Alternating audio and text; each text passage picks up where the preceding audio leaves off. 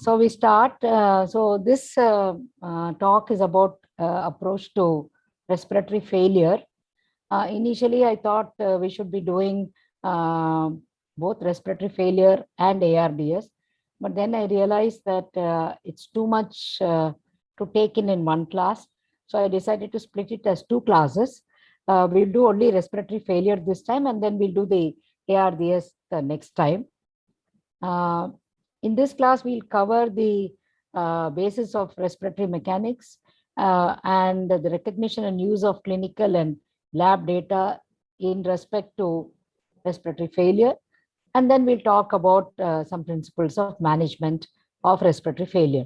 Again, I won't go into very much details of the management because I think you will have some other class on ventilation or whatever. So I will just touch upon the principles. Like I said, this class is not about facts. It's more about concepts. It's more about understanding. I think the facts are already available to you in your textbooks and easily accessible at the tip of a finger.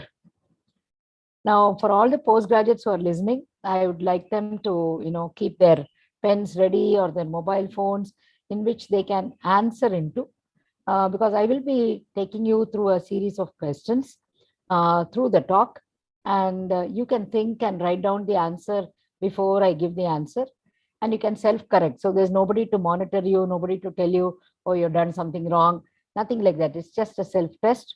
It's good for you to commit instead of waiting for an answer to come from somebody else. So I would request you all to attempt these questions before I give the answer in 10 seconds or so. Now, again, I want to make myself very clear. This is not a complete coverage of the topic because it is too vast. And I purposely don't cover topics fully because I think that it's exciting for the students to go back and see what they have missed. And I think you're all capable of doing the join the dots yourself exercise. So please remember that there will be a lot of facts that will be missed out in this. It is just a bird's eye view of what I have learned over the past 3 to 4 decades in managing respiratory failure and how I look at that. So let's start with the basics. What is the basis of respiratory failure? Where do we begin? Now, simple question. Why are we breathing? We are breathing to get oxygen in, to get carbon dioxide out. It's as simple as that. For this, we breathe. That means we ventilate. So we take in air and we breathe out air. And when we take in air, it doesn't end there. We have to exchange gases across the alveocapillary membrane, which is what we call as diffusion. So breathing is ventilation, exchanging is diffusion, and respiratory failure is when we cannot achieve these goals of getting the oxygen in and getting the carbon dioxide out. That is when we call it as respiratory failure. Now, as you know, we begin the first breath from the brain. So there is the respiratory center in the brain, and through the spinal cord, then through the nerves, through the chest wall. And then we have to move the chest. We have to take the air in by creating a vacuum, negative interthoracic pressure, through which the air is actively taken in. And then we have to exchange that oxygen across the alveocapillary membrane. And once carbon dioxide comes into the airway, then we have to breathe it out through this airway out like that. Expiration, as we know, is a passive process because inspiration is active because there is an elastic recoil of the lung. So the lung and the airways, they tend to collapse inwards, and to keep them open, we need an effort. With that, we are able to take in the air, whereas expiration is a passive process. When the elastic recoil works, then the air comes out. So you need energy for inspiration, but you also need a patent airway for expiration. Okay, so oxygen gets in through the ventilation and then exchanges across the alveocapillary membrane. Carbon dioxide, which is waiting at the alveocapillary membrane, gets out through your breathing through the patent airway. So some basic concepts again. Hypoxia is type 1 respiratory failure is only a hypoxia, one abnormality when you have an PaO2 of less than 60. Hypoxia and hypercarbia, which means carbon dioxide is high more than 45. That is when you call it as type 2 respiratory failure, two abnormalities. And remember, respiratory failure is a syndrome. It is not a disease like nephrotic syndrome, congestive cardiac failure. It's an endpoint of various diseases. So there is nothing like what are the clinical features of respiratory syndrome failure. There's nothing like that. It is an endpoint of various diseases, and we classify for the sake of clarity. It's only for the sake of clarity again, as type 1 respiratory failure when you have only hypoxia, and type 2 respiratory failure when you have hypoxia and hypercarbia. Simple way of remembering is type 1 has only one abnormality, which is hypoxia, and type 2 has two abnormalities, hypoxia and hypercarbia. And hypoxia is always there in any respiratory failure. That we should remember. Now again, some more concepts. Ventilation is the ability to move in air in and of the chest. So hypoventilation is what you get in type 2 respiratory failure. The basis of type 2 respiratory failure is when you cannot move air in and out of the chest, whereas diffusion is what happens when you cross the alveolar membrane, which is what you get in type 1 respiratory failure, and we will explain why. And then, of course, there is cellular respiration, because this oxygen has to go to the tissues and then has to be absorbed by the tissues there. That is different, that we will not talk about. So basically, we are going to talk about ventilation, which is the ability to get the air in, and diffusion, which is the ability of oxygen to go from the alveoli to the arteries, and the carbon dioxide to come out of the arteries into the alveoli, and then breathe out through the same ventilatory mechanism. Now, how do we get the air in? Like we said, we have the brain, the CNS efferents, and then we have the peripheral nerves through the spinal cord coming into the respiratory muscles and the chest wall and through the airways. Okay. Then comes to the alveoli. When the chest moves, the airways are opened up and the air is sucked in because of the negative entherothoracic pressure and goes to the alveoli. And this is where we do the diffusion, right? From the alveoli, we go into the arteries, and then that causes the change in the oxygen and the carbon dioxide in the air, in the blood, because oxygen gets in, carbon dioxide gets out. And this is sensed by the chemoreceptors, which are there in the carotid body and also in the lung, in the alveoli. And then the information is integrated to the CNS. So depending upon your needs of either you need more oxygen or you need to get out more carbon dioxide, based on that, there is a feedback back into the CNS.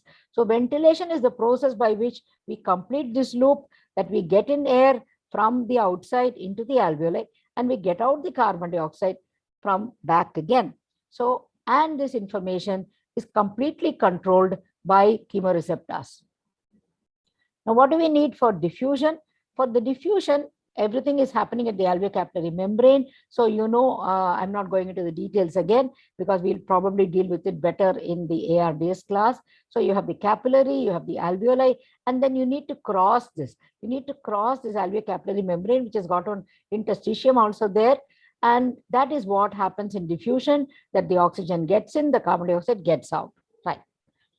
Now, when we classify respiratory failure, like what I said, we classify as hypoxemic respiratory failure or type 1 respiratory failure when the oxygen is less than 60 mm of Hg, and hypercapnic when the carbon dioxide is more than 45. And we can classify it as acute or chronic, both sides. You can get an acute hypoxemic respiratory failure or acute type 1, then you have a chronic type 1, then you have an acute type 2 and a chronic type 2. There are also 3 and 4 respiratory failure types being described, which is the perioperative respiratory failure and the shock with hypoperfusion. So somebody asks you what is 3, what is 4? 3 is the perioperative respiratory failure because of the anesthesia and the depressed cough reflex and the posture. And type 4 is when you have shock with hypoperfusion, which can also cause respiratory failure. But basically in this class, we are going to deal with only these two. Sometimes carbon dioxide is given as 45, sometimes 50. We don't really worry about the numbers. It's more of the concept. And oxygen is usually given as 60, less than 60. Now let's get to know the two gases which are the heroes of the story. So first, let's know the oxygen. Now, for your oxygen to get in, what do you need? You need to ventilate. Obviously, you have to move your chest, you have to get that oxygen in, but you also need to diffuse. So you have to get that oxygen in from the alveoli to the capillary. Now, remember, oxygen is not a very diffusible gas, so it has to cross this. The difficulty which it crosses this is very important for you to decide how much is the oxygen that is present in the blood. So oxygen needs two things for you to for the oxygen in the arteries to be kept normal. One is to get the air in, which is ventilation, and the second thing is to cross the alveocapillary membrane, which is diffusion. Now, if you look at the causes of hypoxemia, okay, you have hypoventilation. Like I said, if you don't breathe, you don't have oxygen. Then you need to diffuse. Then you have two more concepts, which is called VQ mismatch and shunting. VQ mismatch is ventilation perfusion mismatch, and there is an entity called shunting. Now, what do we mean by this? You have a diffusion abnormality. That means there is a problem at the alveocapillary membrane. For example, if you have an interstitial fibrosis or a pulmonary edema, then you can't diffuse because your alveocapillary membrane is too difficult for the oxygen to cross. And you also have a ventilation without a perfusion, which is what you call as dead space. That means actually more in the upper parts of the lung. Even normally, you ventilate more than you perfuse because most of the blood comes to the bottom of the lungs. Okay, but you can also have areas in the lung where you ventilate, but the capillaries are not good enough there. For example, you have pulmonary embolism, you're not putting capillaries out there to exchange the oxygen, then you call it as dead space ventilation. And you can have areas where you perfuse, but you're not having an open alveoli. For example, if you have a pneumonia, then what is happening is air is not coming there, but the capillary is actually going there, right? So that is called shunting. So you can have a hypoxia because you do not ventilate, or you have a dead space ventilation, or you have a diffusion abnormality, or you have a shunting. So this is some of this is called VQ mismatch. Shunting is also a form of VQ mismatch, but these are typically called as VQ mismatches. And most of the time, except for shunting, most of the others will improve if you increase the percentage of oxygen that you give in. Again, that comes under management, so we won't go into that. So for hypoxia, like we said, there are four mechanisms: hypoxemia, hypoventilation, poor diffusion, VQ mismatch, and shunting. That is easy to understand because the oxygen needs to cross this to get into the blood. And if you do not have either a capillary waiting there or an alveolus which is open, or you have a diffusion abnormality, you would become hypoxemic. In this lecture, probably I'll be saying hypoxia and hypoxemia as interchangeable, but please remember that hypoxemia is a little more difficult to pronounce. That's why many times I get away by saying hypoxia, but actually it is not right. Hypoxemia is what you're measuring in the ABG, whereas hypoxia is what you are talking about even in the tissues. So hypoxia can also be due to anemia and an abnormal hemoglobin in which the arterial blood gas will be normal. Okay, so hypoxemia means that your arterial blood gas is abnormal, but hypoxia is probably the more important concept, that ultimately what's the point in your arterial blood gas if you do not give the tissues. So that is why you can get a problem even in anemia or an abnormal hemoglobin, even though you're oxygenating well. So this is actually a more physiological concept, but these are usually used as interchangeable terms. But let's move on to what we know about the carbon dioxide. Now, what does the carbon dioxide depend upon? Carbon dioxide is, of course, produced by the body in cellular respiration. So you have conditions where you produce more carbon dioxide, for example, exercise, sepsis, conditions like the thyrotoxicosis, all of them, you're going to produce fever, you're going to produce much more carbon dioxide, right? Carbon dioxide depends upon the production and also what we call as the minute ventilation, which is the respiratory rate into the times, into the tidal volume. Now remember, carbon dioxide is very much dependent on your ability to breathe. So the minute ventilation is very important. And the dead space fraction, how much of the space you wasted without ventilating, that is also important for carbon dioxide. Now, one of the things that completely changed my understanding of respiratory failure was a statement made by a colleague to me when I went to discuss with him about a seminar that I was moderating nearly 35 years ago. He was an anesthetist, and I wanted to understand what I was talking. And I had this habit of trying to read more than the PG who does the seminar, which is an obsession actually. And I went to this anesthetist and I asked him about respiratory failure. And we were just sitting in a side room of a theater and we were talking when he told me a statement that really cleared the deck for me. For decades, my understanding of respiratory failure has completely changed because of the one statement that he made.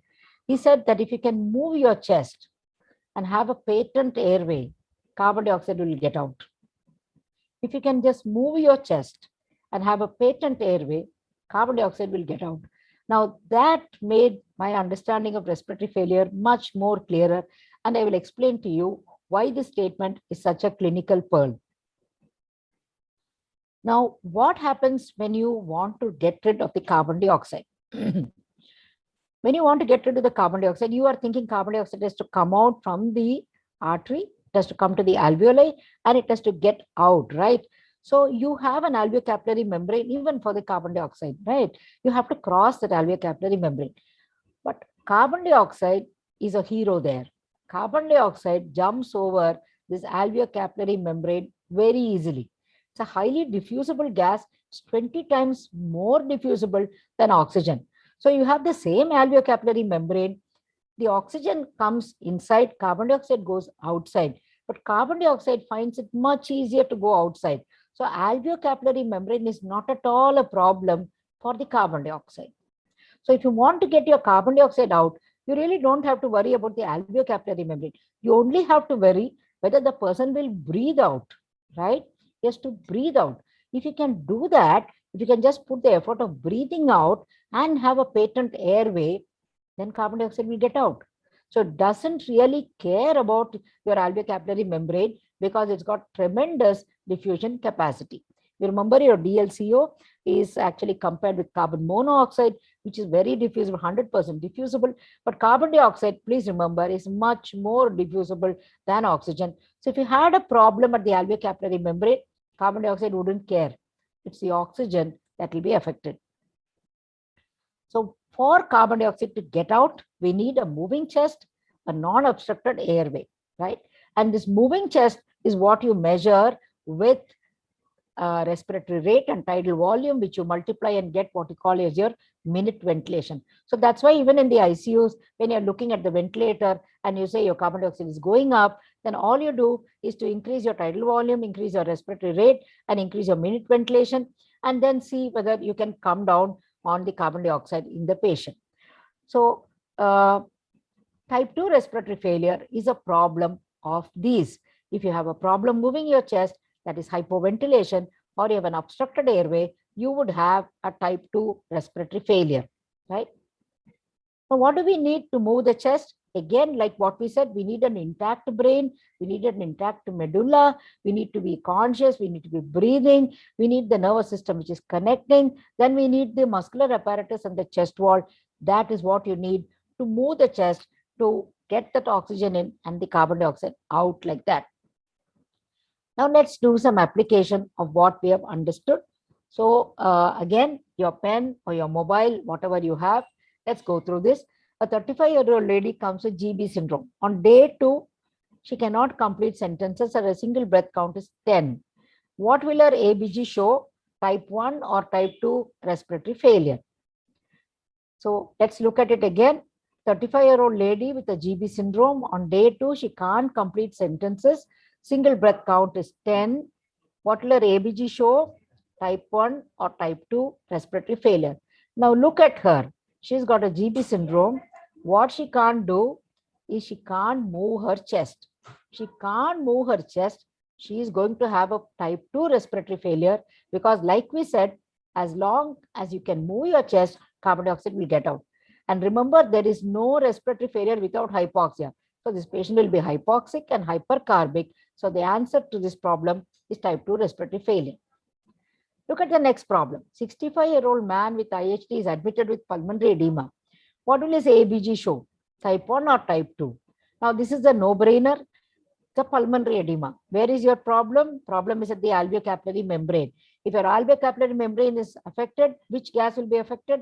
Oxygen will be affected, because carbon dioxide will still manage to get through. Carbon dioxide, as long as he breathes, in fact, the patient with pulmonary edema will be breathing very hard. So actually carbon dioxide will get out, but oxygen will find it very difficult to cross that fluid-filled alveoli. So this patient will have a type 1 respiratory failure. So that's what we have to remember. All causes of type 1 respiratory failure happen at the alveolar membrane. Please remember this. All causes of type 1 respiratory failure happen at the alveolar membrane, because carbon dioxide can still get out. You still, if you have a problem at the alveolar membrane, till the very end, carbon dioxide can get out. So it will not be affected. What will be affected is the oxygen. And that's the concept of type 1 respiratory failure. Now let's move on to type 2 respiratory failure, in which oxygen is low, PCO2 is high. Remember, there is no respiratory failure without hypoxia, so we don't have to get confused. Hypoxia is a given. On top of that, whether the carbon dioxide is normal or high is what we use to differentiate type 1 and type 2. In type 1, carbon dioxide is normal or low. In type 2, carbon dioxide is high. How do we eliminate? Like what I said, we just have to breathe. As long as we breathe, that carbon dioxide will go out. The more the ventilation, the lesser the carbon dioxide. Now, this is actually a very good thing I took up from UpToDate. You can see this. This is a very simple concept that he has given. The mechanisms of hypercapnia. Won't breathe, or can't breathe enough. So won't breathe is the person who has got a central nervous system problem. CNS is knocked out, so he won't breathe. He can't breathe. He wants to breathe, but he can't breathe is when you have a problem with the peripheral nervous system, the respiratory muscles, the chest wall and pleura. Remember, even if you have a chest wall injury or a massive pleural effusion, you can't move your chest even if you want to. So you can't breathe if you have all this problem, or the upper airway problem, isn't it? Okay. Or abnormal gas exchange, he can't breathe enough. Now, this will come quite late in any alveolar problem. This will come pretty late, because like I said, for a long time, the hypercapnia is avoided in alveolar membrane problems. So won't breathe, and can't breathe enough is a really good concept that we have to think of. Now, if you look at the causes of hypoventilation, which is your type 2 respiratory failure, which is where carbon dioxide goes up. Now, this is a small list that I've given.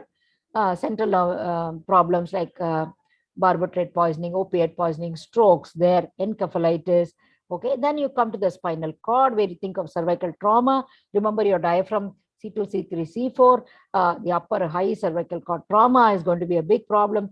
Poliomyelitis, the peripheral nerves like Guillain-Barré and myasthenia gravis. And then, of course, carbon dioxide needs a patent airway to come out, isn't it? So if you have a tracheal stenosis, breathing in and breathing out, both are difficult.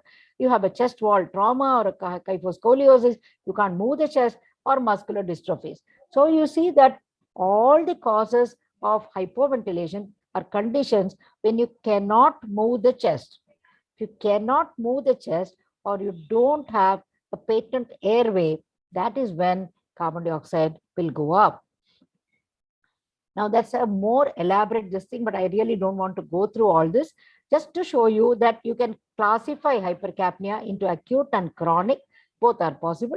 So chronic these diseases are based upon their chronicity. So if you have a kyphoscoliosis, probably it's chronic. Whereas if you have a sedative poisoning, it is acute. So I won't even go into this. Now, this is what UpToDate gives, a huge number of causes. Again, you can cut through it by looking at the main headings. Decreased central respiratory drive is sedative overdose, encephalitis, stroke, etc., etc. It goes down, right? And then respiratory, neuromuscular, thoracic cage function. So he's talking about all the nerves, the muscles, the neuromuscular junction here, and he's talking about the thoracic cage disorders here. He's talking about the metabolic disorders which can make you hypoventilate, and he's talking about the poisons. So all of them ultimately result in not moving the chest. Now, like we said, a patent airway is very important for carbon dioxide to go out. Of course, for oxygen to come in also. Okay, in both of them, the patent airway is important. So if you have laryngeal or tracheal disorders, vocal cord paralysis, epiglottitis, like you can get in an anaphylaxis, foreign body aspiration, obstructive goiter, in all of them, carbon dioxide will go up. Why? In strangulation, hanging, carbon dioxide will go up. Because somebody catches your throat, carbon dioxide cannot get out. So patent airway is again an important prerequisite for carbon dioxide to get out. Then you have the concept of anatomical and physiological dead space, which is your wasted ventilation. Now, you know that all the airways are not exchanging any gas, okay? And you have the conditions where you are ventilating and not perfusing, etc., which is your physiological dead space, where you have no perfusion in spite of having capillaries, or you have ventilation in spite of having capillaries. That is your physiological dead space. All of these are not contributing to gas exchange, and this dead space is again a disadvantage for both oxygen and carbon dioxide. Now, like we said, carbon dioxide can simply jump over the alveocapillary fence. Okay, it can jump over, right? The point is, if you make that fence too high, then even carbon dioxide will struggle, right? So if your alveocapillary damage is not much, the carbon dioxide will jump over. But if it is a higher fence, that the alveocapillary membrane is very damaged, in that point, the carbon dioxide will not get out at all. Okay. So that is why all type 1 respiratory failure will become type 2 when it becomes severe. So all the causes that we said at the alveocapillary membrane will also turn into type 2 when the damage is severe. Okay, because then even carbon dioxide will not be able to cross it. We will go with examples for this as we go by. Now, this is what you see, the same chart I am taking it. You can see that, look at what he has said. These are all type 1, right? Pulmonary embolism, pulmonary vascular disease, dynamic hyperinflation, end-stage interstitial disease. These are classical type 1 causes. They are all at the alveocapillary membrane. What is he putting in the bracket? Usually severe, severe asthma. Why is he saying this? Because in all of them, when the alveocapillary problem is so severe, then type 1 will become type 2. That's what he's meaning here. Now, causes of increased carbon dioxide production is what is seen here: fever, theratoxicus, overfeeding, metabolic acidosis, exercise, etc. And carbon dioxide is retained whenever you have an airway obstruction, like in severe bronchospasm, upper airway obstruction like tracheal stenosis, excessive airway secretions, etc., loss of lung volume, and also pain limited. Now, sometimes we don't even realize that many times the patient is not breathing, not because of a chest problem, but because he's got a massive ascites or he's got an abdominal surgery. Because of that also his diaphragm is not moving. Remember, diaphragm is your most powerful muscle of respiration. If you can't move it, then you will get into respiratory failure. So remember that causes outside the respiratory system can also cause this problem of increased carbon dioxide. So let's put it together for carbon dioxide. Which are the conditions where carbon dioxide will go up? When you have hypoventilation, you can't move your chest, okay? You have dead space, you have increased production like what I showed you. You have an airway obstruction, or the last part where you have a severe alveolar damage. Remember, the key word is severe, because if it is not severe, you will get a type 1 respiratory failure and carbon dioxide will manage to get out. Now let's move on to the next part. We have understood the basics of type 1 and type 2 respiratory failure. Let's move on to the next part, which is recognition and use of the data that we get when we are dealing with patients with respiratory failure. Now, type 1 respiratory failure, like what I said, hypoxia, no hypercarbia, problems are at the alveocapillary membrane level. Look at those causes: ARDS, pulmonary edema, pneumonia, bronchial asthma, interstitial fibrosis, emphysema, pulmonary embolism, pulmonary hemorrhage. Now, all these are easy to understand because they are all at the alveocapillary membrane, right? Now, why did I put bronchial asthma here? Bronchial asthma, nothing to do with the alveolar membrane. Alveolar membrane is not affected. But why you get hypoxia is, again, you're not able to breathe in enough. If you have a severe asthma, you will go into hypoxia.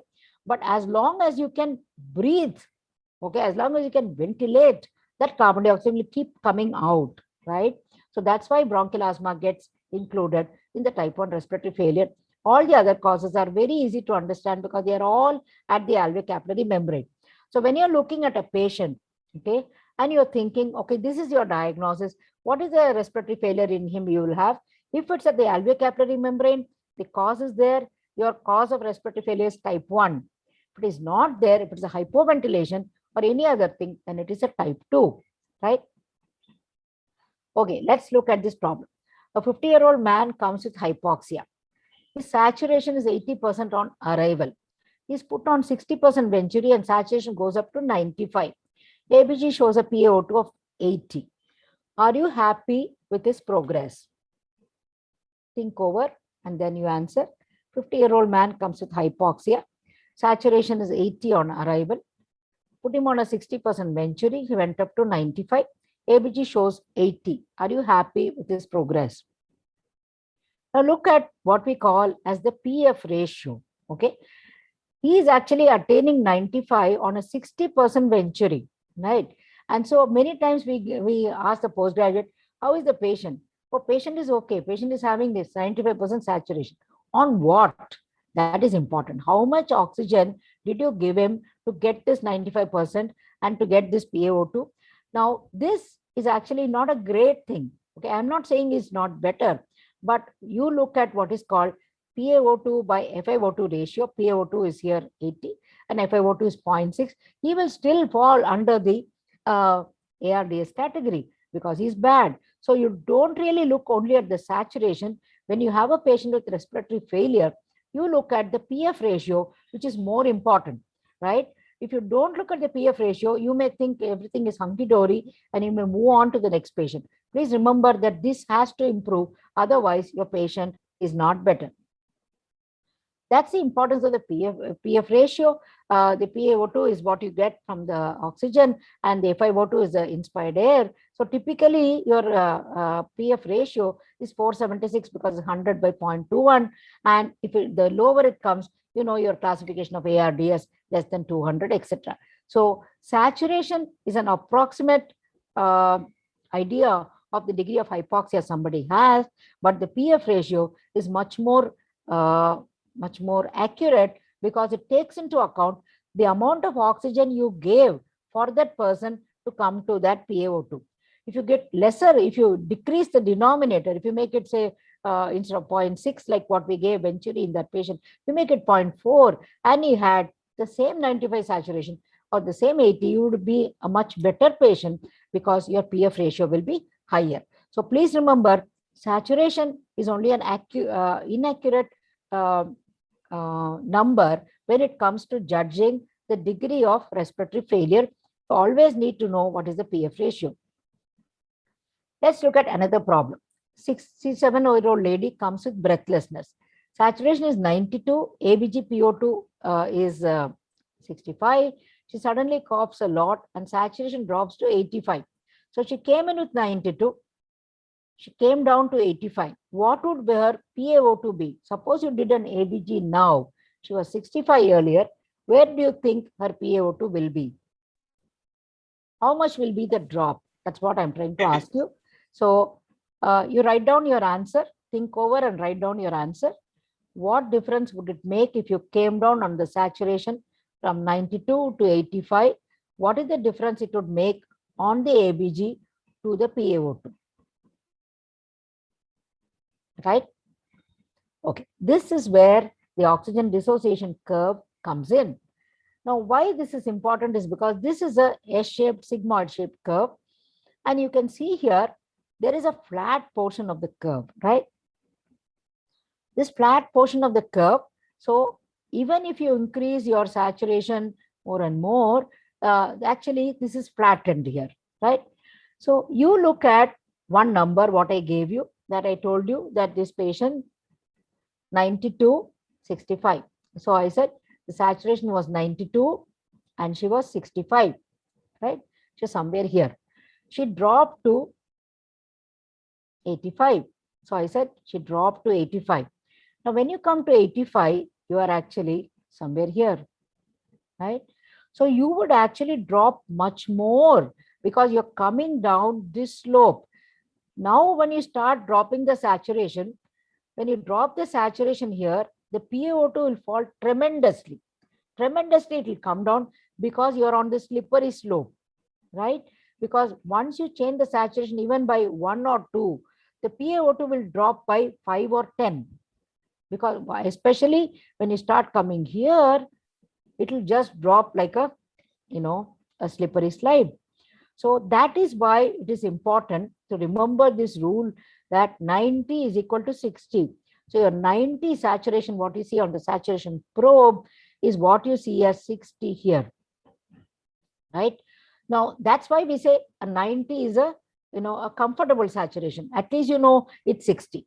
But once you start coming down below 90, then it will just precipitously fall. So your 40 will come somewhere around 80, 75, something like that. So the fall is not proportionate. So whenever you drop the saturation, when you measure by the saturation probe, when you drop the saturation below 90, remember your PaO2 is going to fall precipitously low on this curve. So that is why it is a danger mark. And that is why we say keep the saturation above 90. We keep on telling keep it above 90 because it's a comfort zone. After that, even if it is 95, 90, this thing, you every 1% increase will actually give 10% increase on the PaO2. So 93, 94, 95, very good, because you're going to increase your PaO2 very much. Whereas when you come below 90, 89, 88, 85, it will start coming by not 1 on the PaO2, it will start coming by 3, 5, 10, etc. because of the shape of this curve. So that is why when we are dealing with patients with saturation which is less than 90, we're always worried because the PaO2 may be tremendously low. This concept is again important. Like we said about the PF ratio, don't go by the saturation and think that the patient is all right. Calculate the PF ratio after getting your ABG. Similarly, always remember that a saturation more than 90 is a comfortable saturation where you're getting out of respiratory failure. A saturation below 90 is always a dangerous saturation. So 2 concepts we got it. Now let's look at why is someone hypoxic. Okay, why is someone hypoxic? There are 2 reasons why somebody is hypoxic, 2 categories of reasons rather. Less oxygen in the alveoli, that means decreased oxygen in inspiratory air. Suppose you go up hiking to the Himalayas and there is decreased oxygen, it's not 0.2, it is less. Then you will definitely get less oxygen in. If you hypoventilate, yes, you don't breathe, you will get less oxygen in. The other problems are for the oxygen, like I said, the alveocapillary membrane is so important. So the diffusion problems, the shunting, the VQ mismatch, because oxygen is not crossing the alveocapillary membrane or has problems at that level. These are the 2 specific reasons why somebody is hypoxic, right? So you have less oxygen, or you're hypoventilating, or you have problems with the alveocapillary membrane. Now, what is the test that will differentiate between these 2 groups is what we will talk about next. That is the alveolar arterial gradient, what we call as the AA gradient, the capital A being for the alveolus and A being the arterial. What is this? This is the difference between the oxygen in the alveolus and the oxygen in the arterial blood. That means how much of the oxygen has crossed from the alveolus to the artery is what you are measuring by the AA gradient. That's what it tells you. So that's what we are trying to say. How much oxygen is here? How much came in here? For it to come here, you have to go through the alveolus, you have to go through the interstitium, go through the capillary and come here. So it's a measure of the ability of oxygen to cross this. Okay. So if you have a problem here, then your AA gradient will be high. You have a lot of oxygen in the alveolus, but you would not have oxygen here. Okay. So that's what we mean. So if the AA gradient is high, that means you have alveocapillary membrane problems. But if your AA gradient is normal, that means There is no problem here. The problem is you never got enough oxygen here. Those are the causes which you will say where there is less FiO2 in the air or there is a hypoventilation. That's what you will get. So if you want to differentiate these two causes, like what we said, these two, the test to differentiate between these two is the AA gradient. The AA gradient will be a lot in this one, this group. The AA gradient will be normal in this group because this is not a problem with the alveolar membrane at all. So let's go back to that. Now, how do you calculate the AA gradient? The AA gradient is calculated by, you have to calculate the oxygen in the alveolus by the alveolar gas equation. And this PaO2, the small PaO2 is what you get in your ABG. So how do you calculate? Okay, just to scare you, I put this up so that you'll all understand that it's not simple. And I'm not very simple, I'm extremely complicated. So you can see the PaO2 here, which is equivalent to the FiO2 by Pb minus PH2O minus PaCO2 by R. Each of these is represented here. Okay, this you know what it is. Okay, FiO2, you know what it is. Pb is the barometric pressure. pH2 is the barometric pressure of water vapor at sea level. And PaCO2 is what you get from your ABG again. And R is the respiratory quotient. Okay. Now, thank God we don't have to remember all this because the first part of your equation, this part is solved and it comes to around 150. Okay. So if you want to calculate your PaO2, all you have to do is to remember this number 150 because we are all at sea level. We are not in the Himalayas.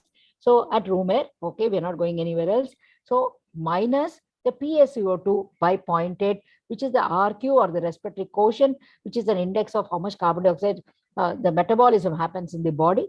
So PaCO2 by 0.8, that is how you calculate. The normal A gradient is about 10 to 15. Though we say the normal is 10 to 15, there is an age correction for this, which is again a very simple formula. Age by 4 plus 4 is the A gradient for that particular patient. So if your patient is 60 years old, 60 by 4, 15 plus 4, 19, that is normal. Though we said 10 to 15 is normal, this person, as you grow older, you can tolerate, I mean, you can say an A gradient which is higher is also enough. Okay.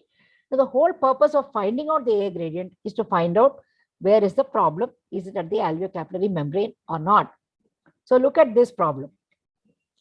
72-year-old man comes with seizure. ABG, PaO2 shows 52, PCO2 is 25, A gradient is 45. Now, what is the diagnosis? What do you think will be the diagnosis? Because the A gradient is high here. Okay, fine. So, your patient with seizure can have a hypoxia because of hypoventilation also, right? Post seizure, he may not breathe at all, right? So what tells you that there is no hypoventilation is this carbon dioxide, right? This carbon dioxide tells you there is no hypoventilation because you're breathing. That's why the carbon dioxide is getting out. If you had a hypoventilation, this carbon dioxide would have been higher. And your A gradient is high. So that means it's not a question of the breathing. The breathing is okay, but something has happened to this patient when he had a seizure. So your best bet would be that your patient probably aspirated during a seizure and went in for a aspiration pneumonia. That's why you got a problem at the alveolar membrane. You're still breathing okay, your brain is all right, and this patient is moving his chest, carbon dioxide is getting out. So when you have a patient with a condition which can cause both hypoventilation or a problem at the alveolar membrane, then you look at two parameters to decide what is it. Okay, one is the PaCO2.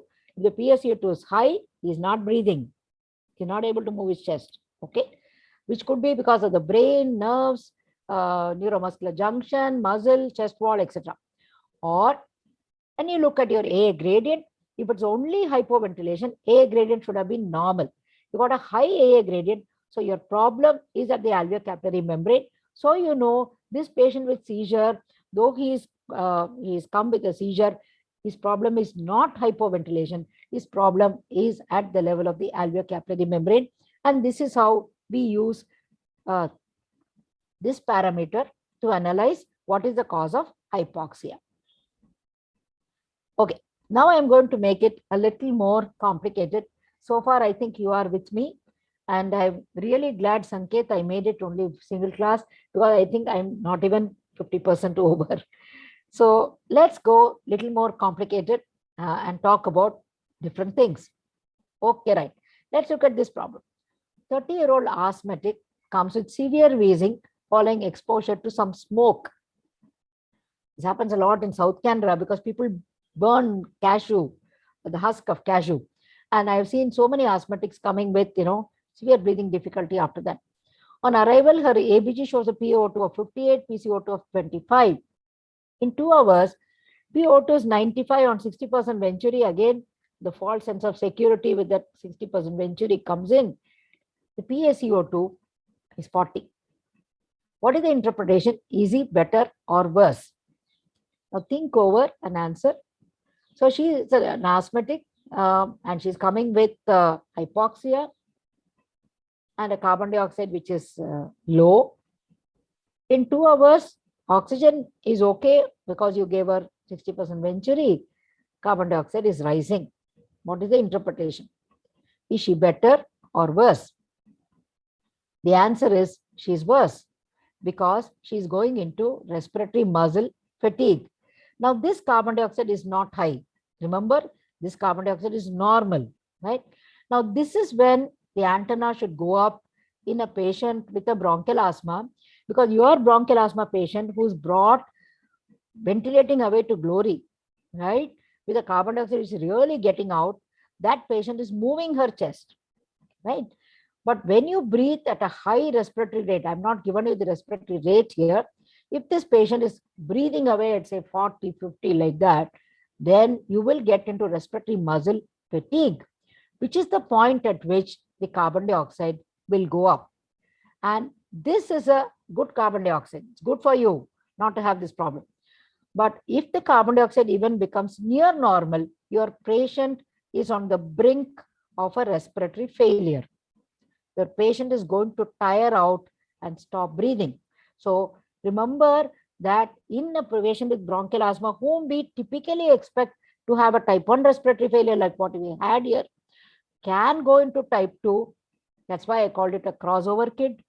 So it's a type 1, but can become type 2 when there is respiratory muscle fatigue and the carbon dioxide even normalizes. I'm not even saying high, even normalizes.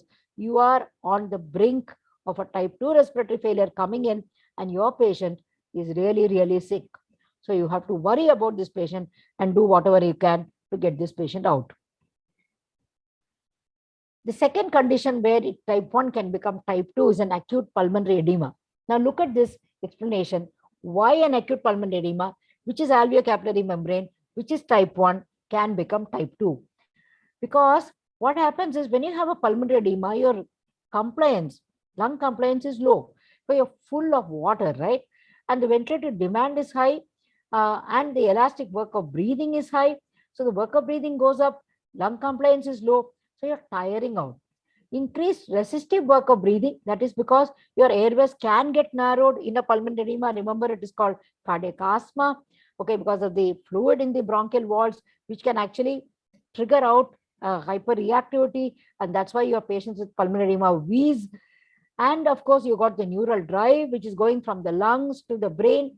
So you got reduced lung compliance, increased resistive work of breathing, and increased work of breathing because of alveolar flooding, reduced lung elasticity, respiratory muscle fatigue, and reduced blood supply to the diaphragm, secondary to shock. So look what happened. You began with a type 1 respiratory failure, but you went into a type 2 because you cannot move your chest, right? So you cannot move your chest, then a pulmonary edema can become from type 1 to type 2, and that's what can happen. So I've given you 2 examples of type 1s turning into type 2s because of the various reasons, okay? It can also happen in an ARDS, which will begin as a type 1, but when the ARDS is severe and the alveolar membrane is very damaged, then the carbon dioxide won't get out and you'll get a type 2. That patient is sicker than one with type 1. Okay, now that's a complicated chart, but I think I will go through with you and you will understand. Let's see what happens when you have a central nervous system problem. Okay, if you have a central nervous system problem, you can't breathe. If you can't breathe, then you will have a PCO2 which is high. If your PCO2 is high, your pH will drop. Your pH will drop, your oxygen anyway is low, right? Your alveocapillary, this thing is not really problem. And these are your oxygen and the ventilation, right? If you have a peripheral nervous system or chest bellows, type 2 respiratory failure, carbon dioxide will be high, pH will be low, PaO2 will be low, because I told you there is no respiratory failure without PaO2. Now look at acute asthma. Look at this. When you have the early phase, like what we told you before respiratory failure, right? You have a carbon dioxide which is low, a pH which is alkalotic because you're washing out carbon dioxide. And then after the crossover point is when the carbon dioxide will start rising, and you will get a problem with respiratory muscle fatigue, and you will convert this type 1 respiratory failure into type 2 respiratory failure, which is what is shown here. When you have a patient with a COPD, if it's a carbon dioxide non-retainer, again, I'll go through this a little later. Again, you will have a type 1 respiratory failure in the beginning, okay? But when it starts rising, the carbon dioxide starts rising, and there's an acute exacerbation, then this person will go for a type 2 respiratory failure as shown here. The pH will always go with the carbon dioxide, so I'm really not going into that. Again, in the alveoli, for example, you have a pulmonary edema or an ARDS. Before the respiratory muscle fatigue develops, carbon dioxide is low, you get a type 1 respiratory failure. When the respiratory muscle fatigue occurs, you get a type 2 respiratory failure. So please remember, there are many situations where a type 1 respiratory failure will convert into a type 2, either because the alveolar membrane damage increases beyond the diffusion capacity of carbon dioxide, or you are having a problem with moving the chest. That's the second reason why a type 1 will become type 2. Right. Now, one of the commonest cases that we see in the wards is a COPD, right? Now, we always differentiate COPD into emphysema and chronic bronchitis. But please remember, in real life, your smoking kind of COPD is never a pure phenotype. Only a pure emphysema you'll get in alpha-1 antitrypsin deficiency, senile emphysema, like that. But if you have a smoker, you will have a combination of both. That's why when we give a diagnosis, we say COPD predominantly emphysema or COPD predominantly chronic bronchitis. Right. Now look at what happens in a COPD for a respiratory failure point of view. In emphysema, it's an alveocapillary problem, right? You got a problem with the diffusion capacity. What's your best test for emphysema? It's a DLCO, right? So you have a problem because you don't have surface area to exchange that oxygen. So that's your problem. So you would get a type 1. But remember, it has got other components, like a ventilation problem. You got a structural component, the barrel-shaped chest. You got a barrel-shaped chest, you can't really expand the chest anymore, right? So your tidal volume comes down. You got a diaphragm which is totally flat. This diaphragm should have been curved, right? It goes flat like that. So you don't have the mechanical advantage of moving the diaphragm.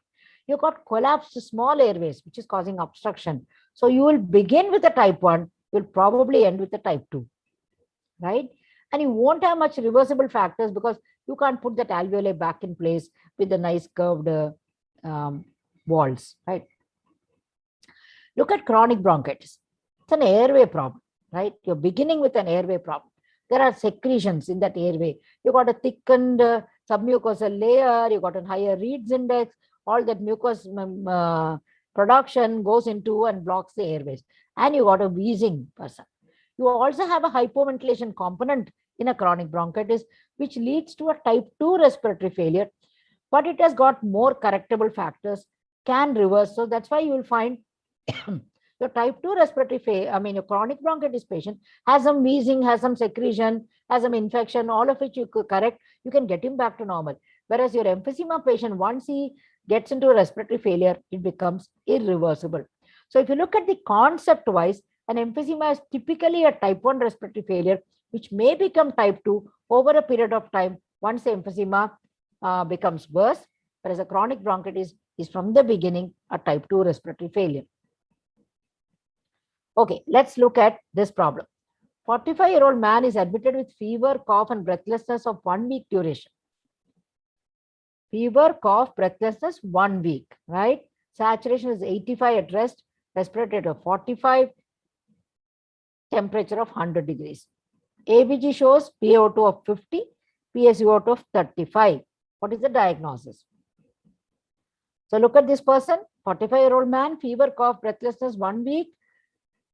The saturation is low, respiratory rate is high. So carbon dioxide is okay. Oxygen is low, temperature is there. So fever, cough, breathlessness, 1 week, 45-year-old man, type 1 respiratory failure. What would be the diagnosis? It is simple. It's probably a big pneumonia, isn't it? Not a small one. Big pneumonia. That's why he's losing a lot of lung.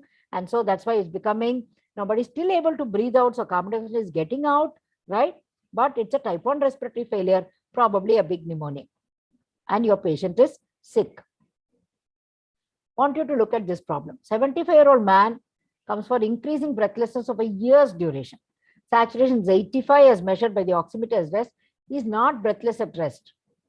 On walking a few meters, saturation falls to 79, although he is able to walk without difficulty. PaO2 is 50, PaCO2 is 35. The same as the previous problem. Okay, PaO2 is 50, PaCO2 is 35. Same as the previous problem, right? What is the diagnosis? So it's come with breathlessness, increasing years duration. Saturation 85, he is not breathless at rest. Walking, saturation falls, but he's not really so much affected by it. It's 1 year duration. Same numbers as the previous problem I gave you, type 1 respiratory failure.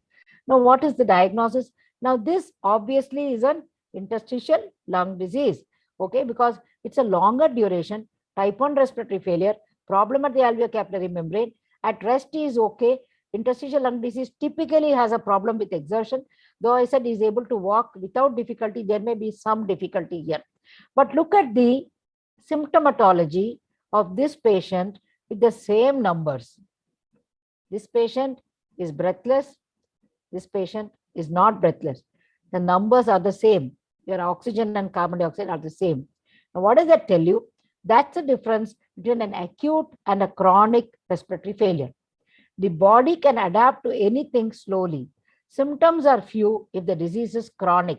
So that is why this person, even with such a bad saturation, is okay. Many times I've seen, even I think 2 weeks ago, I had a patient with interstitial lung disease. Sister came running to me and said, saturation is low, madam, but patient is happily talking, walking like that. So she was worried that something is wrong. And she, in COVID times, everybody is worried about COVID. And this patient was saying, no, I know my saturation. I have got a probe in my house. This is my saturation. And sister was shocked. That happens because this person is a chronic type 1 respiratory failure. His symptomatology is much less. He will become, remember, ILD is typically worse on exertion. At rest, ILD patients are not so breathless unless they are very sick or they have some other problem. Okay, so that's the difference, that the symptoms will come in when it is acute. Symptoms are well tolerated. If it is chronic, this will apply even to type 2 respiratory failure, like what we said. Now, happy hypoxia is what we all learned during COVID times. Okay, so this is not a chronic hypoxia. COVID is not chronic. COVID is not 1 year. COVID is 1 week, right? 1 week patient actually having a low saturation, but tolerating it very well. Now, what went wrong in COVID? There are many theories on why there is happy hypoxia in COVID. One of them, which probably is the most reasonable, is the failure of the chemoreceptors to detect that the oxygen is falling, because the virus knocks out the chemoreceptors both at the level of the lung and at the level of the carotid bodies, which is why these patients are tolerating the hypoxia very well. And remember, your breathlessness is a defense. It tells you something is wrong. You would run to the hospital if you're breathless. So these COVID patients, because they don't know that they are on the brink of a very bad respiratory failure, because their chemoreceptors have been knocked out, did not come to the hospital in time and had a problem accessing medical care. And that is because the virus managed to probably knock out the chemoreceptors. So that's an exception to the rule of what I told, that in acute respiratory failure, patients are very symptomatic. In chronic, they need not be. This is an exception to that rule. The vascular side.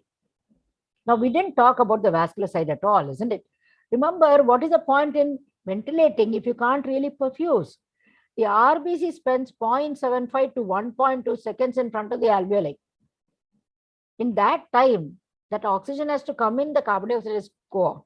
For that, the RBC must walk through the alveolus to exchange gas. You should not run. That's important. Now, why I'm saying this is because tachycardia compromises this. If you have a tachycardia, your RBC is running. It's not taking in the oxygen, not giving out the carbon dioxide. And remember, in your ICU, fever, drugs like NORAD or whatever other drugs you're giving, and central causes, all of them can cause tachycardia. When there is tachycardia, you will automatically come down on the oxygenation because you may be doing everything right on that ventilator side. They are not looking at the vascular side. So tachycardia is something that we do not want in an ICU. That's why we can always write a paracetamol TID in an ICU, because you don't want a high heart rate. Okay. So it's important to remember that though we talk so much about the respiratory component, the capillaries are equally important. The consequences of respiratory failure are polycythemia over a period of time. I mean chronic, pulmonary hypertension over a period of time, cor pulmonale as a consequence of pulmonary hypertension, and of course chronic type 2 where you have a PaCO2 which is high, normal pH and high HCO3, right? One important thing, carbon dioxide is a vasodilator in all tissues except the lung, right?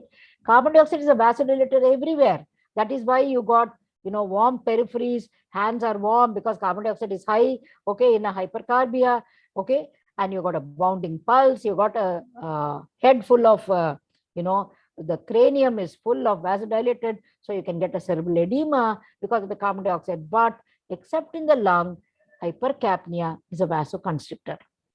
Hypoxia is a vasoconstrictor in the lung, because what the body is trying to do is, oh, you don't have enough oxygen, why put the pulmonary capillary there? So it's trying to vasoconstrict to decrease VQ mismatch, right? So both hypoxia and hypercapnia will cause pulmonary hypertension along with a low pH, okay? Hypoxia, hypercapnia and acidosis, all of them will cause pulmonary hypertension. And that is the reason for the cor pulmonale developing over a period of time and even in an acute setting. That's why the importance of the blood pressure. What will we exchange gas with? There's no vascular supply. So when you're having a PEEP and when you're having hypotension of any kind, please remember, whatever hangama you do on the ventilatory side on adjusting everything, if you don't have a BP, you're not going to oxygenate. So remember, there are two components to your gas exchange. One is on the alveolar side, one is on the vascular side. And this is probably equally important and often ignored when we are dealing with patients. Now, recognition of respiratory failure, this you all know.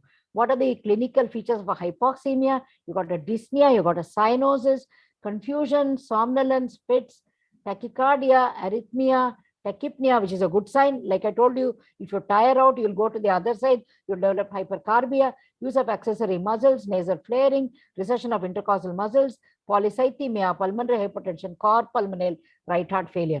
All of this you know. On the hypercapnia side, you got increased cerebral blood flow, increased ESO pressure, you get the headache of carbon dioxide, you get the asterixis of carbon dioxide, you get the papilledema of carbon dioxide, the warm peripheries, collapsing pulse, acidosis, and low pH. I think we need to pause, right? So take a mini break. I hope you understood whatever I've taught you till now, because after this I'll be going to issues in therapy, which will take me another 15-20 minutes. Is that okay, Sanket? Yes, ma'am. Yes. We'll take a break. You take a break, and you want to ask any questions, you can ask. Anybody wants to ask something on whatever we have covered so far, you can ask. That's what I meant by a break. I'm not going off. I can go on. Yes, ma'am. Yes, ma'am. Just 1 second. Yeah. Yeah, so I have got 2 questions till now. Yeah. That one is with this physiology, Yes. How does the proning help for reducing the work of breathing and improving oxygenation? Right. Proning works in, it's not exactly in this topic, but I will tell you. Proning works in different ways. Now, what happens when you prone is that the abdominal contents actually fall away from you, okay, when you prone, and so that decreases the pressure on the diaphragm, okay, and also the weight of the heart on the lungs also comes down. So physically, you are increasing your lung capacity by proning. The second thing is that when you are lying supine, you have a collapse of the alveoli. This is actually more important in an ARDS setting. So you have this collapse of the alveoli which are posteriorly placed, and you can open them up by proning. So that is how it is supposed to work. Okay, ma'am. One more question, more in ARDS line. Yeah. In severe ARDS, sometimes we want to oxygenate the patient at any cost, and we paralyze the patient and do a permissive hypercapnia strategy.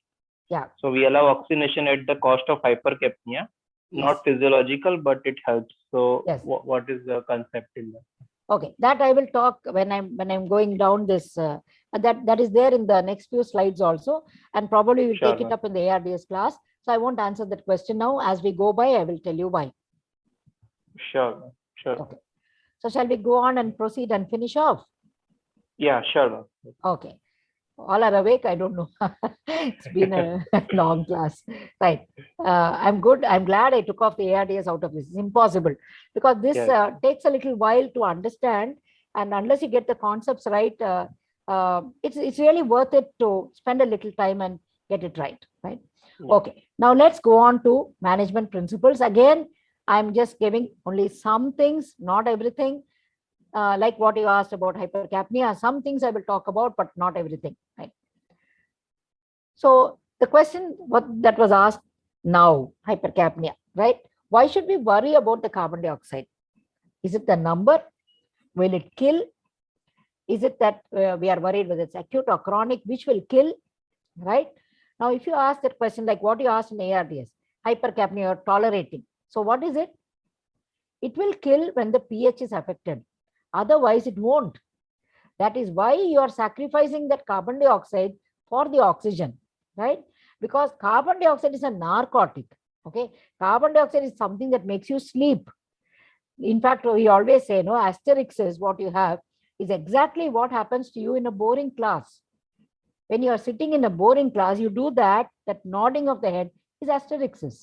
It's an inability to maintain posture because you don't have enough attention. That happens with carbon dioxide, okay?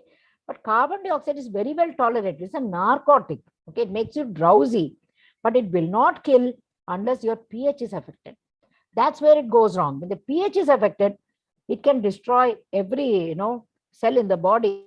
So that's when it is affected. So the answer to that hypercapnia problem is this, that the carbon dioxide is much better tolerated than hypoxia. Why should we worry about low oxygen? Is it the number? Will it kill? Is it acute versus chronic? Now the answer is very simple. Acute hypoxia can kill. Okay. So if you are in the ICU, what are you more scared of? You're more scared of the oxygen than the carbon dioxide. Because carbon dioxide you can manage. People come to you with a very high carbon dioxide, they're still alive. Okay. But when they have a hypoxia, they die. Right. So when you're treating anything, the two questions you should ask yourself are, why are we treating? What will happen if you don't treat? If you answer these two questions clearly, then your management strategies become simple, right? And we will discuss permissive hypercapnia when we talk about ARDS. So let's go to the management of acute respiratory failure. This is only a short course on that. Why are we doing a mechanical ventilation? Because we want to increase our oxygen, lower our carbon dioxide. We want to rest the respiratory muscles. We use the ventilator because it assists everything. And we give the lowest percentage of oxygen because we don't want to give oxygen toxicity. We all know that there's a toxicity to oxygen.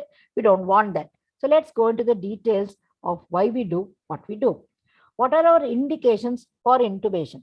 Now, intubation has become very common. Everybody has learned to intubate, especially with emergency medicine departments coming in everywhere. We have people intubating all the time. But why do we intubate? Again, I feel that if you answer the why question, then the intubation becomes more logical. We intubate when there is a non-reversible cause of LOC, the gag reflex is lost, and the inability to protect the airways because you tend to aspirate. Why I wrote non-reversible cause of LOC is because I have seen people intubating in a post-ictal state. Post-ictal state, the person comes, they are intubating him. Why are you intubating? Because he is drowsy. As long as he's able to put him on the side and he's not very hypoxic, why do you have to intubate him? Like I said, do you intubate yourself when you sleep? You don't, isn't it? So you don't, a normal person will tolerate being drowsy for 8 hours in a day.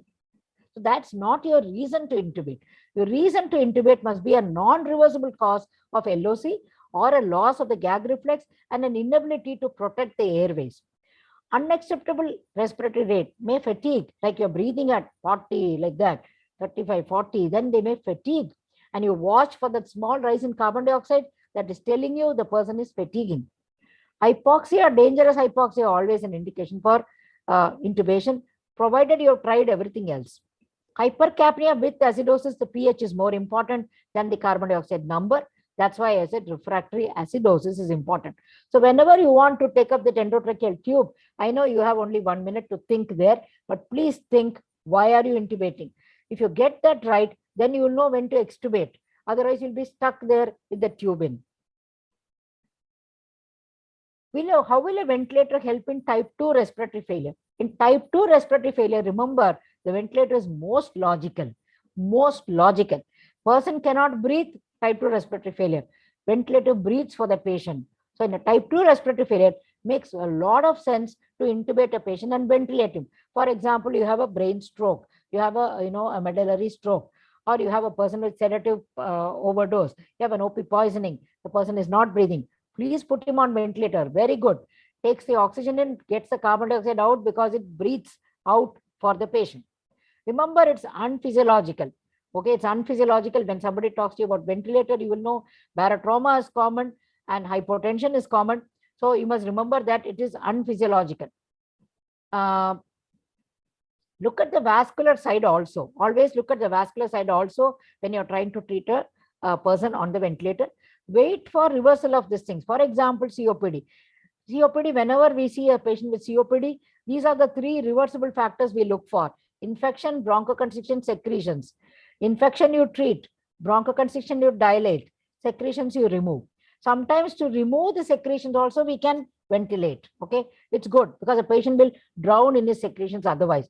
But you can look for reversible factors, and that is when you will be able to get out of the ventilator when you can reverse. Get back lung to breathe into. Okay, right. So in a type 2 respiratory failure, very easy. You must ventilate the patient if needed, because the ventilator does exactly what the patient cannot do for himself. Now look at why we ventilate in patients. Now, this is connecting the pathophysiology of the COPD with the benefits of an NIV. So if you have an obstructive airway disease and you have smooth muscle contributing to airway constriction, then positive pressure stents open up the airways. So you're giving a positive pressure with the ventilator, it will open up your airways. If you have an alveolar destruction as an emphysema, loss of elastic recoil leading to hyperinflation, you can adjust the EPAP. Again, this is more into ventilation strategy. I'm not discussing it here. EPAP is like the PEEP. It is the PEEP, in fact. And you adjust the EPAP to overcome the intrinsic PEEP or the auto PEEP that the patient develops. In fact, the pursed lip breathing of emphysema is an EPAP. Okay, the pursed lip breathes to open up the alveoli which are closing there because of the intrinsic PEEP developed by emphysema. I'm not going into this. Diaphragmatic dysfunction is common in patients with COPD because hyperinflation, like I told you, diaphragm is flat, it cannot move, and the respiratory muscle load is too much. And in all these conditions, the ventilator actually takes over the diaphragm's effort. So in all these conditions, the ventilator works very well. So that's why a COPD patient is worth ventilating. And the strategies for ventilation are these. The concept of dead space, many times dead space increases CO2. That is why sometimes in the ICU, people ask for a tracheostomy when the patient is not able to breathe well. Then at least you remove this much space, that is from the trachea to up, that airway you remove, so that he doesn't have to dead space ventilate that, because he already has a problem with ventilation. Then a type 2 respiratory failure patient cannot breathe. A tracheostomy will actually take him out of that stage for him to gain muscle strength to breathe. So it's good for you to remove the dead space. Will a ventilator work in type 1 respiratory failure?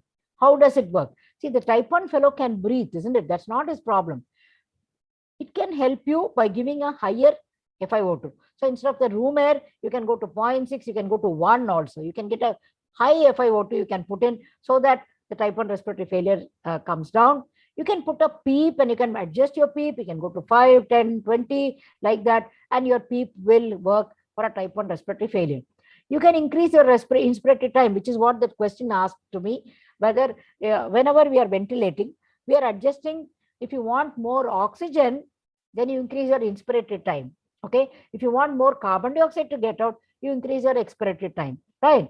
Logical. Okay. But when you're increasing the inspiratory time, remember the cycle length is the same. For example, 15 breaths per minute. Each cycle is 4 seconds. In that 4 seconds, you want 3 for inspiration, then you'll get only 1 for expiration. Right?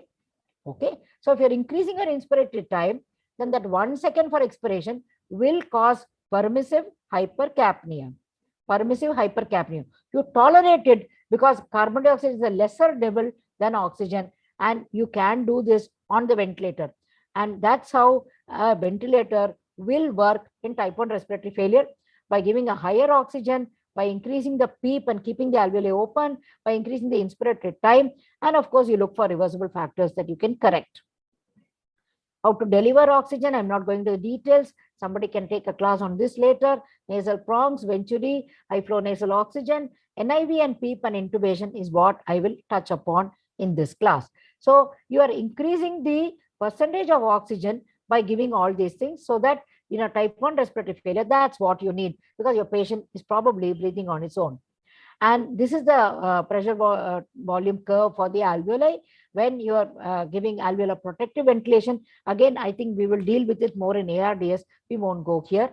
And this is the S-shaped curve of the pressure volume for the alveoli. I won't talk about it. Now, what do you get with a PEEP? Again, more into ARDS again.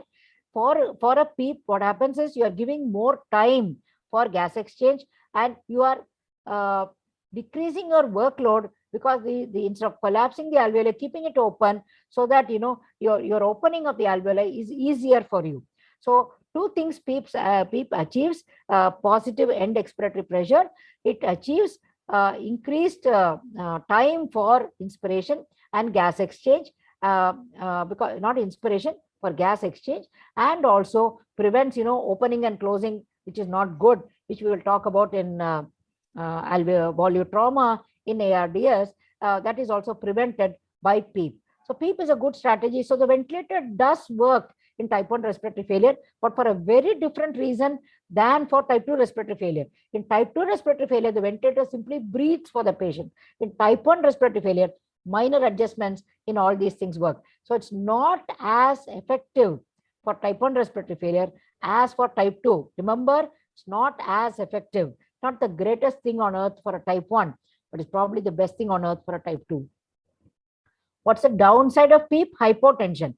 Like I told you, unphysiological intrathoracic pressure is increased. People increase intrathoracic pressure more, even in expiration. The venous return will not come in. You increase your intrathoracic pressure. How will you get the veins to empty into the right heart? They will not come in. In real life, it's fantastic, isn't it? You decrease intrathoracic pressure, you take the air in, at the same time, you take the venous return in. Very nicely balanced. Unphysiological ventilation that we are doing, positive pressure ventilation, downside is hypotension. And here is what you asked me: permissive hypercapnia because of the increase in inspiratory time, and oxygen toxicity, which is another problem that you can get. So what does the mechanical ventilation do? Actually, it changes the minute and alveolar ventilation for PCO2 considerably, but not for PaO2. That's what I want you to understand, that the minute ventilation does not have much effect on the PaO2. Indeed, at a PO2 55 to 60, the effect of increasing ventilation on oxygen content is minimal. So ventilation will not help you anymore. You have to try the other strategies that we talked about in ventilation. Now, the last part, I have, I think, 5 or 10 minutes more. That's all. Okay, then I'll let you go. So what is CPAP? It's continuous positive airway pressure. What does CPAP do? CPAP is a pressure that you put a mask, right? And you connect to a small machine, which is the CPAP machine. Now, what does this do? It just increases the pressure inside your alveoli continuously through inspiration, expiration, keeps the alveoli open instead of closed alveoli, you keep it open. So you decrease the ventilation perfusion mismatch. Very useful in pulmonary edema because it will simply squeeze the alveolar fluid back into the circulation. So in pulmonary edema, CPAP is very good because it squeezes the alveoli fluid back into the circulation and is very, very useful and corrects the VQ mismatch.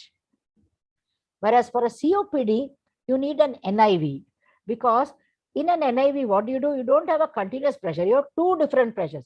You have what is called the IPAP and the EPAP.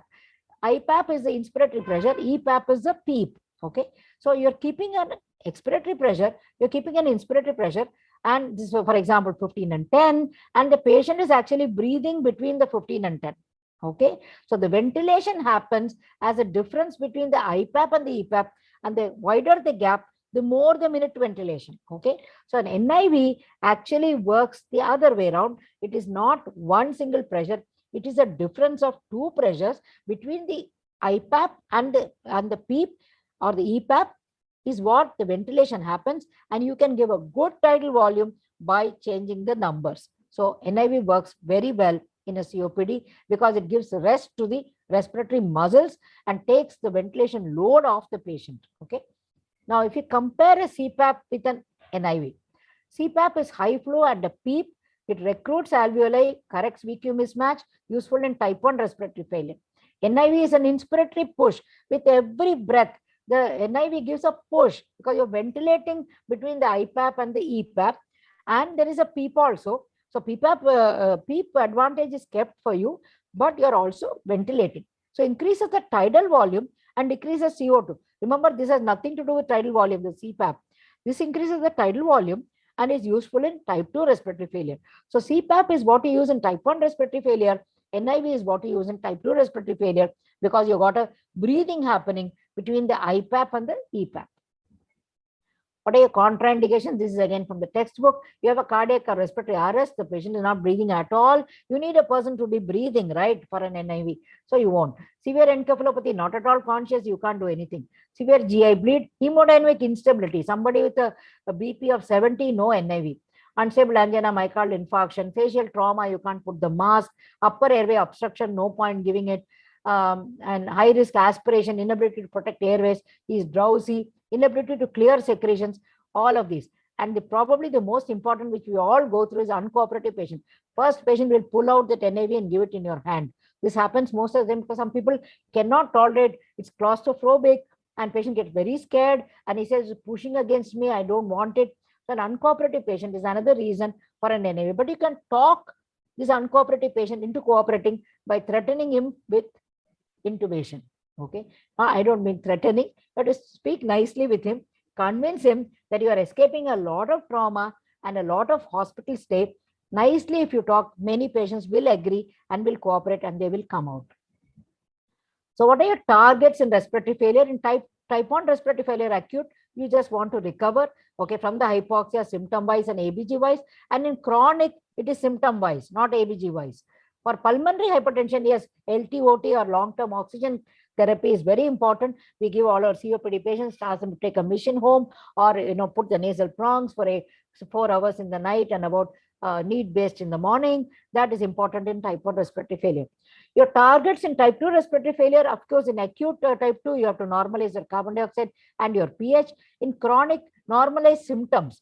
No flaps, talks normally, not drowsy. You accept a higher CO2, 65 is all right. He's conscious, it's okay. pH is, of course, normalized. And try CPAP, it works well. You put a CPAP machine, ask the patient to go home, and then it works.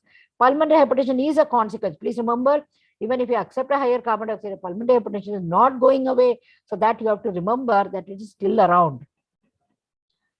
How will you make out somebody is deteriorating? Especially in, all of you postgraduates who are watching patients, it's very important to observe clinically.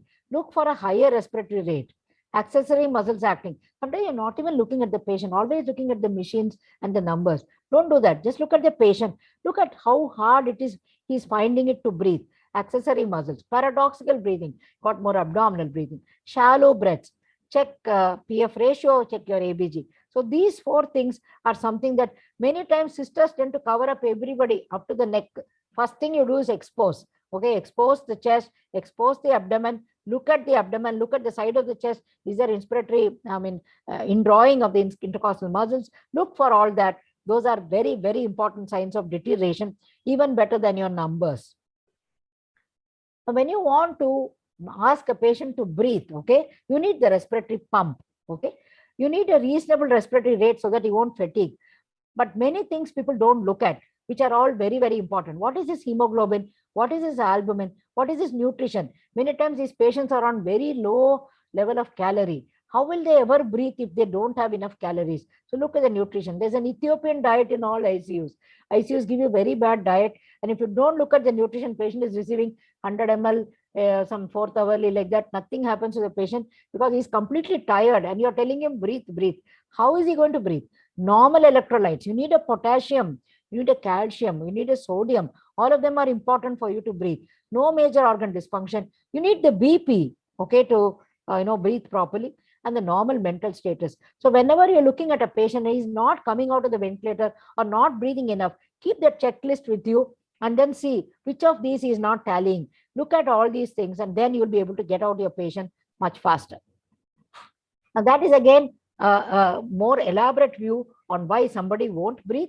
Muscle fatigue, dystrophy, because when you put on mechanical ventilation, remember in 1 week the diaphragm loses its capacity. Okay, it has to be taught to rebreathe again.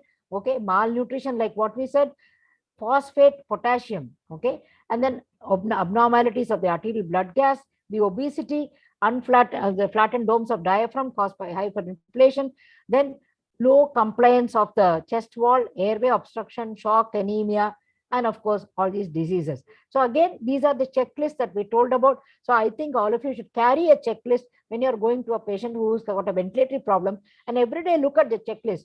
Is there something I'm missing? And small things will make a huge difference to your patient, and your patient will actually survive because you picked up a hypokalemia, or you picked up a starving patient, or you adjusted a few things on the airway obstruction, etc., etc. Okay, the last part. Let's check out 4 problems and then I finish. 65-year-old man with COPD comes with increased wheezing and restlessness. On examination, is flapping with an oxygen saturation of 72. ABG shows a PaO2 of 55, PaCO2 of 85. He started on 40% Venturi, becomes drowsy and starts snoring. Repeat ABG is showing 92 PaO2. PCO2 has gone up from 85 to 95, right? What is the next step? I've given you a multiple choice here. Discontinue oxygen and restart after a few hours. Continue oxygen, put on NIV. Intubate, start low percentage of oxygen. Intubate and give oxygen as per need of hypoxia. Sorry. Read it again. 65-year-old man, COPD, is flapping, came with hypoxia, carbon dioxide is high. You started oxygen on him. He became drowsy, carbon dioxide went up. What should you do next? You want to take out the oxygen, restart after a few hours, continue the oxygen, put him on NIV, intubate, start low percentage of oxygen, intubate and give oxygen as per need of hypoxia. This is something you will see every day in your wards, right? Now let's look at the options now. You've written, I presume that you're committed. See, nobody's looking at you. You please commit and write what you want so that you can correct yourself, right? Okay. Discontinue oxygen, very bad option. Okay, you'll see him next in heaven, right? Don't discontinue oxygen, this fellow will die. Continue oxygen, put on NIV, contraindication. He's drowsy, starts snoring. What NIV will he tolerate? We can't. Intubate, start low. So you have to intubate, you know that. Okay, right. Start low percentage of oxygen, intubate, give high percentage. Now, once you intubate, okay, once you intubate, why do you care about what is the respiratory drive? You don't have to care, isn't it? So many times I find people intubating and starting on 30% oxygen. Why? You don't know, you don't need him to breathe at all. You are breathing for him, right? So intubate and happily give how much ever percentage of oxygen you want. That's the right answer. You will intubate this patient. You will give him 60%, 100%, whatever you want, you give, because you have taken control over his ventilation. Because we say that when you give oxygen to a patient with COPD, you are knocking out his hypoxic drive. His carbon dioxide is not responding to in the brain. You knocked out his drive, he won't breathe, isn't it? That's what you're worried about. Correct. You should worry about it. But once you intubate, why should you worry about his medulla? His medulla is of no use to you now. You are breathing for him on the ventilator. So once you intubate, oxygen give as per need. Okay. Please remember that concept is important. Next problem. 70-year-old man comes with pulmonary edema, not better on furosemide 40 milligrams IV. PaO2 is 56, PCO2 is 35, is alkalotic. What should you do next? He's not better on furosemide. You should receive 60% Venturi and non-rebreathing mask if required.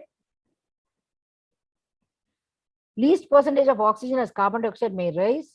Intubate and ventilate. CPAP now.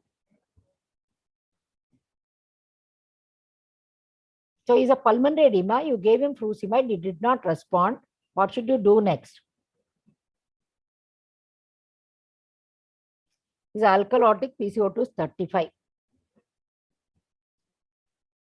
Let's go through the options. I think you have answered. So I'm going through. 60% Venturi and non-breathing, fine. You can do it. Okay. You up your oxygen. I have not written how much oxygen you gave here.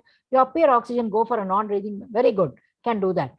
Least percentage of oxygen doesn't make any sense. He's not COPD. He's not some chronic hypercapnia that this thing. So this is completely wrong. Intubate and ventilate. There are lesser options available, right? So you can either do this or you go for a CPAP. CPAP work excellent in a pulmonary edema. So option A or D is right. The other two are probably not right. Next problem. 75-year-old man with COPD comes with fever and increased wheezing. He is COPD, he has fever and wheezing. PaO2 is 55, PCO2 is 100, pH is 7.25, HCO3 is 32. What is the diagnosis? So look at that. PaO2 is 55, PCO2 is 100, pH is 7.25, HCO3 is 32. What's the diagnosis? Please write down. What is the next step? Intubate and ventilate. Low flow oxygen, no intubation as we cannot wean him out. CPAP. Treat fever, give bronchodilators, wait.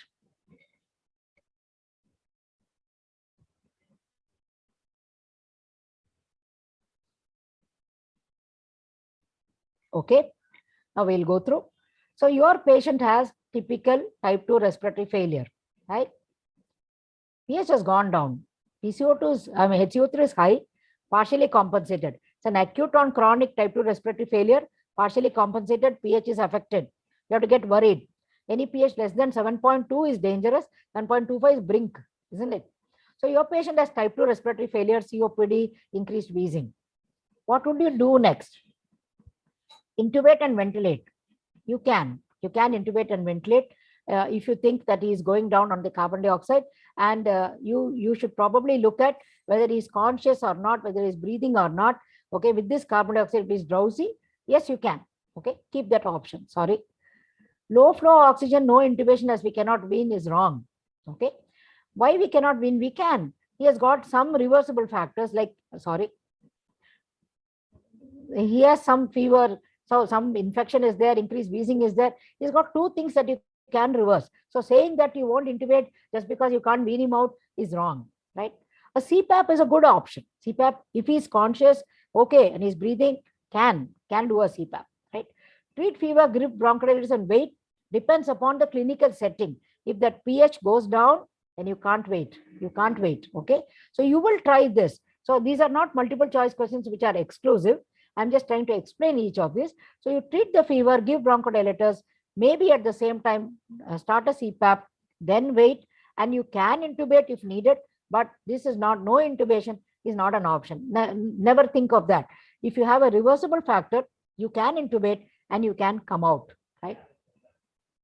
The next one, 20-year-old student is found unconscious after failing in an exam. Her arterial blood gas shows a pH of 7.2, PCO2 is 70, PO2 is 52, bicarb is 15. What's the diagnosis? So she's a student, she failed in an exam, then she came because she found unconscious. ABG is that. Okay, that's your diagnosis. Now, what is the next step? Start oxygen, put on NAV, put on CPAP, intubate and ventilate.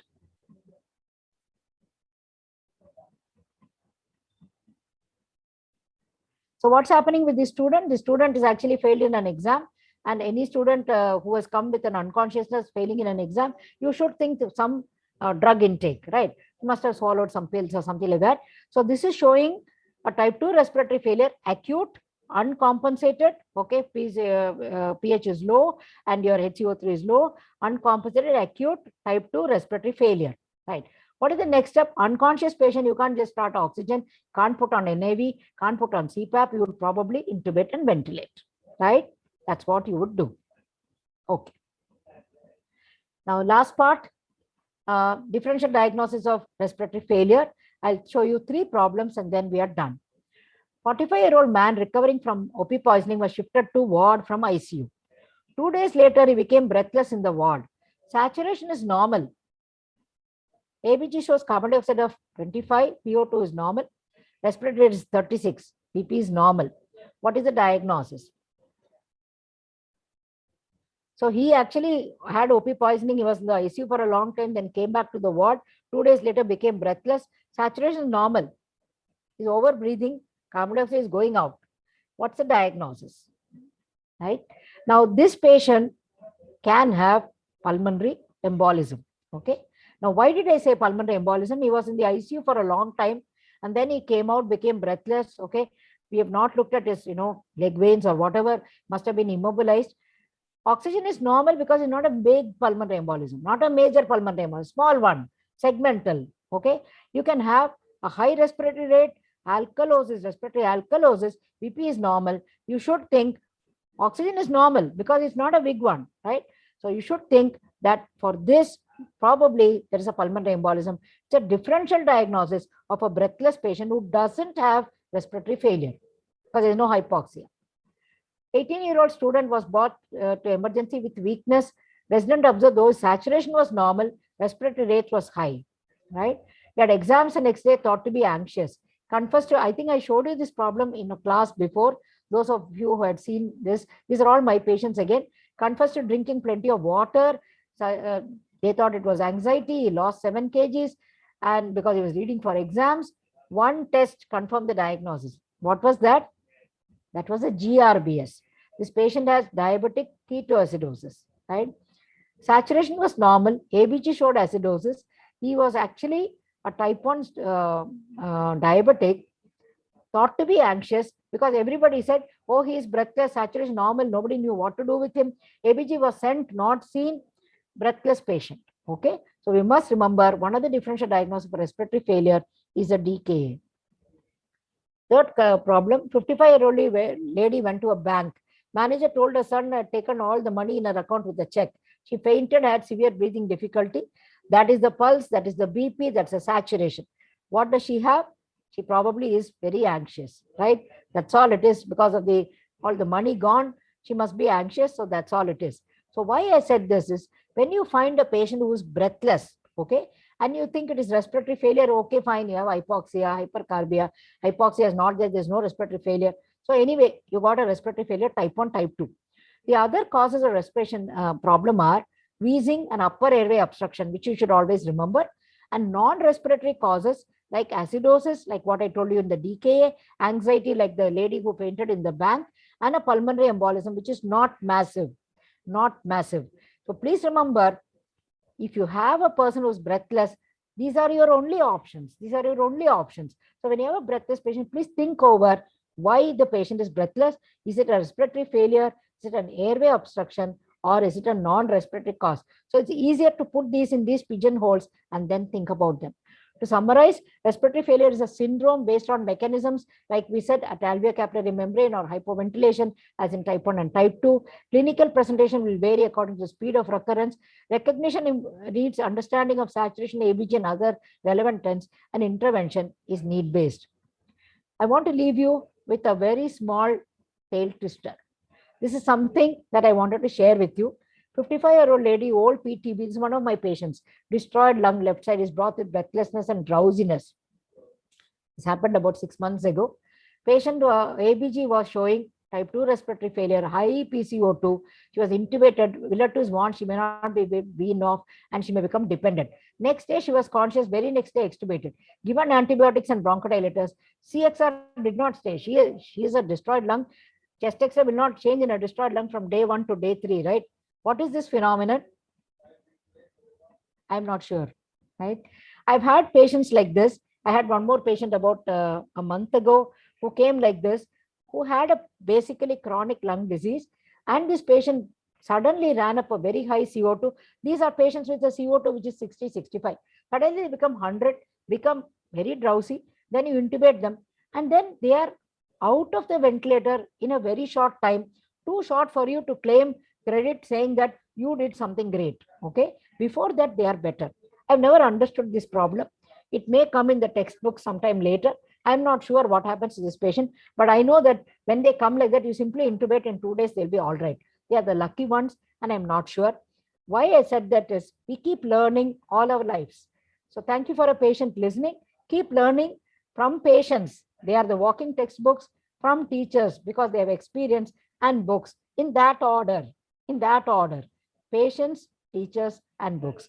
Thank you all for a patient hearing. Thank you, ma'am. There are more of compliments than the questions. It's really good class. And I completely agree the order, patient, teacher, and the books. Yes, yes. Yeah. Yeah. So in this, the major thing I still consider that however good we become with the ventilator and the logic, the most important part still stays with the etiology, what caused it. Right, If right. we can crack it, then only the patient can solve. Exactly, exactly. Yes, yes. And it's very important to make a clinical diagnosis and think all the time. See, many times we are just going by the numbers.